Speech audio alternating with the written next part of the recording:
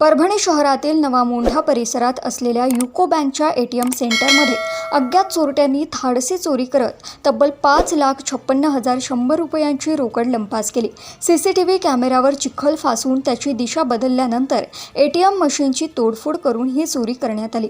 या घटनेमुळे शहरात खळबळ उडाली असून पोलिसांनी अज्ञात आरोपींचा शोध सुरू केला आहे। बुधवारी 1 जुलैला पहाटे 3:08 ते 3:36 या वेळेत नवामोंढा येथील पुरोहित भवनामधील युको बँकच्या एटीएममध्ये चोरट्यांनी प्रवेश केला। सर्वप्रथम सीसीटीव्ही कॅमेऱ्यावर चिखल फासून त्याची दिशा बदलण्यात आली। त्यानंतर एटीएम मशीन व सीसीटीव्ही यंत्रणेची तोडफोड करून मशीनमधील रोकड लंपास करण्यात आली।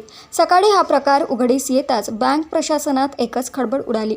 या प्रकरणी शाखा व्यवस्थापक अरविंद कुमार पांडेय यांच्या फिर्यादीवरून कोतवाली पोलीस ठाण्यात गुन्हा क्रमांक 355/2026 नोंद करण्यात आला आहे। भारतीय न्याय संहितेच्या संबंधित कलमान्वये अज्ञात चोरट्यांविरुद्ध गुन्हा दाखल करण्यात आला असून तपास पोलीस उपनिरीक्षक माजिद शेख करीत आहेत।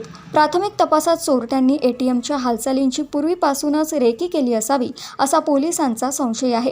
परिसरातील इतर सीसीटीव्ही फुटेज, तांत्रिक पुरावे आणि संशयितांच्या हालचालींच्या आधारे आरोपींचा शोध सुरू असून या धाडसी चोरीमुळे शहरातील एटीएम सुरक्षेचा प्रश्न पुन्हा ऐरणीवर आला आहे। देशोन्नतीसाठी नाजिब सिद्दीकी यांची रिपोर्ट।